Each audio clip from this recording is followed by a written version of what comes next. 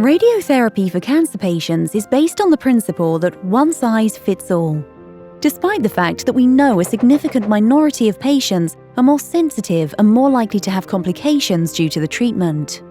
If we could identify this hypersensitive population with a biomarker, we could treat them with a costly but potentially less toxic treatment, such as proton therapy, while giving a higher dose of less costly photon therapy to the rest of the population to increase their probability of cure.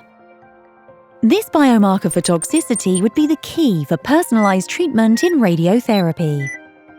Ideally, this biomarker should in practice be easy to detect, cheap and non-invasive. Scientists of Maastricht University found that variations in mitochondrial DNA inherited from our mothers could be such a biomarker.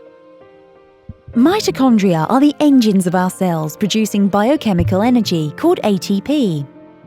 But they also generate waste in the form of reactive oxygen species, similar to all power plants which produce energy but also waste.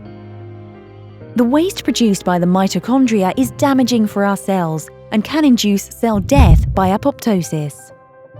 Scientists have found that the effectiveness of our mitochondria varies from one patient to another, where some patients are prone to produce more damaging reactive oxygen species and less energy. This can be quantified by a mitochondrial DNA signature and affects the patient's degree of sensitivity during treatment. With our patented mitochondrial DNA signatures, we now can identify these sensitive patients in an easy and effective way. In practice, we can use any normal cells of the body, from blood cells to even cells found in our saliva.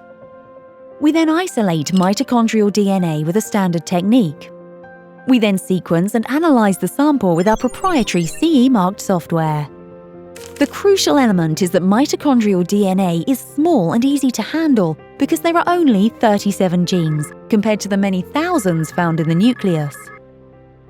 So, any genetic lab in the world which has access to our proprietary algorithm could perform this work. The primary application will be to identify and select patients who could benefit from the more expensive proton therapy treatment. Interestingly, we also found that mitochondrial DNA variation can impact the risk for certain diseases such as COPD. For all of these reasons, we truly believe that our saliva-based mitochondrial assay is the key to realizing personalized radiotherapy for all patients.